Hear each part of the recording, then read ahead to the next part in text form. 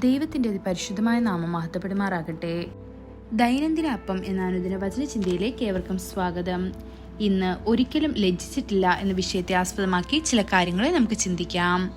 അതിനാധാരമായ ഒരു വാക്യം വായിക്കാം. യെശയ്യാവ് 45 അധ്യായം 17 വാക്യം. ഇസ്രായേലോ യഹോവയാൽ നിത്യരക്ഷയായി രക്ഷിക്കപ്പെടും. നിങ്ങൾ ഒരു നാളും ലജ്ജിക്കുകയില്ല, അമ്പരന്ന് പോകുകയുമില്ല. വീണ്ടും വീണ്ടും കർത്താവ് തന്റെ ജനത്തെ ശക്തിപ്പെടുത്തുന്നു. ഭയപ്പെടേണ്ട, നിരുത്സാഹപ്പെടരുത്, നിങ്ങളെ ഒരിക്കലും ലജ്ജിപ്പിക്കില്ല. യോവേൽ പ്രവാചകൻ ഈ ഉറപ്പ് പ്രതിധ്വനിച്ചുകൊണ്ട് പറയുന്നു, നിങ്ങൾ ധാരാളമായി ഭക്ഷിക്കുകയും സംതൃപ്തരാകുകയും നിങ്ങളോട് അത്ഭുതകരമായി ഇടപെട്ട നിങ്ങളുടെ ദൈവമായ കർത്താവിന്റെ നാമത്തെ സ്തുതിക്കുകയും ചെയ്യും. എന്റെ ജനം ഒരിക്കലും ലജ്ജിക്കപ്പെടുകയില്ല. ഇത് യോവേൽ 2 അധ്യായം 26 വാക്യത്തിൽ കാണപ്പെടുന്നു. അപമാനം അനുഭവിക്കുക, അവിശ്വാസികൾക്കിടയിൽ തലകുനിച്ച് ജീവിക്കുക, നിരാശകൾ നേരിടുക, നിന്ദയും അപമാനവും വഹിക്കുക. എന്നാൽ കർത്താവ് നിങ്ങളുടെ ദൈവമായതിനാൽ അവൻ നിങ്ങളെ ഒരിക്കലും ലജ്ജിപ്പിക്കാൻ അനുവദിക്കില്ല.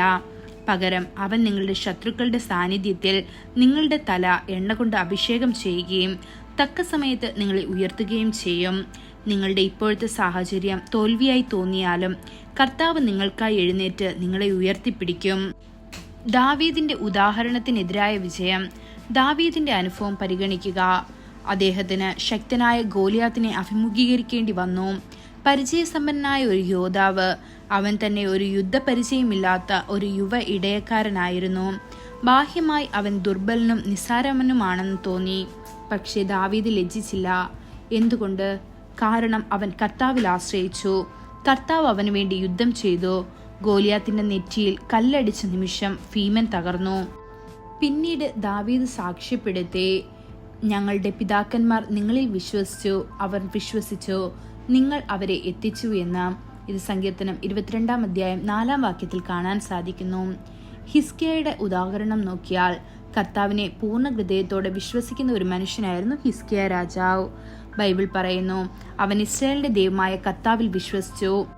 അങ്ങനെ അവന്റെ ശേഷം യഹൂദയിലെ എല്ലാ രാജാക്കന്മാരിലും അല്ലെങ്കിൽ അവന്റെ മുൻപിലും ഉണ്ടായിരുന്നില്ല എന്ന്. ഇത് 2 രാജാക്കന്മാർ 18 അധ്യായം 5 വാക്യത്തിൽ കാണാൻ സാധിക്കുന്നു. ദൈവത്തിലുള്ള അവന്റെ വിശ്വാസം കഠിനമായി പരീക്ഷിക്കപ്പെട്ടു. സാധ്യമായ എല്ലാ വഴികളിലും ഹിസ്കിയായെ ഭയപ്പെടുത്തുകയും ഭീഷണിപ്പെടുത്തുകയും ചെയ്തുകൊണ്ട് അസീറിയയിലെ രാജാവ് ഒരു വലിയ സൈന്യവുമായി യഹൂദയ്ക്കെതിരെ വന്നു. അവന്റെ വിശ്വാസം തീവ്രമായ പരീക്ഷണങ്ങളിലൂടെ കടന്നുപോയി. എന്നിട്ടും ഹിസ്കിയ പതറിയില്ല. അവൻ ഉറച്ചു നിന്നതിനാൽ കർത്താവ് അവനെ ലജ്ജിപ്പിക്കാൻ അനുവദിച്ചില്ല. പ്രിയ ദൈവമക്കളെ, നിങ്ങളുടെ വിശ്വാസം മുറുകെ പിടിക്കുക. ചെറിയ കാര്യങ്ങളിലായാലും വലിയ കാര്യങ്ങളിലായാലും നിങ്ങൾ കർത്താവിൽ പൂർണ്ണമായും വിശ്വസിക്കുന്നുവെങ്കിൽ അവൻ നിങ്ങളെ ഒരിക്കലും ലജ്ജിപ്പിക്കാൻ അനുവദിക്കില്ല. നിങ്ങളുടെ വിശ്വാസത്തിൽ ഉറച്ചു നിൽക്കുക. അവൻ നിങ്ങളുടെ ജീവിതത്തിൽ അവന്റെ നാമത്തെ മഹത്വപ്പെടുത്തും. ഈ വചനങ്ങളാൽ ദൈവം നമ്മെ ഓരോരുത്തരെയും അനുഗ്രഹിക്കുമാറാകട്ടെ. കൂടുതൽ ധ്യാനത്തിനുള്ള വാക്യം സങ്കീർത്തനം 119 അധ്യായം 6 വാക്യം. നിന്റെ സകല കൽപ്പനകളെയും സൂക്ഷിക്കുന്നിടത്തോളം ഞാൻ ലജ്ജിച്ചു പോകുകയില്ല. ഇന്നത്തെ ബൈബിൾ വായന രാവിലെ ന്യായാധിപന്മാർ 11-12 അധ്യായങ്ങൾ.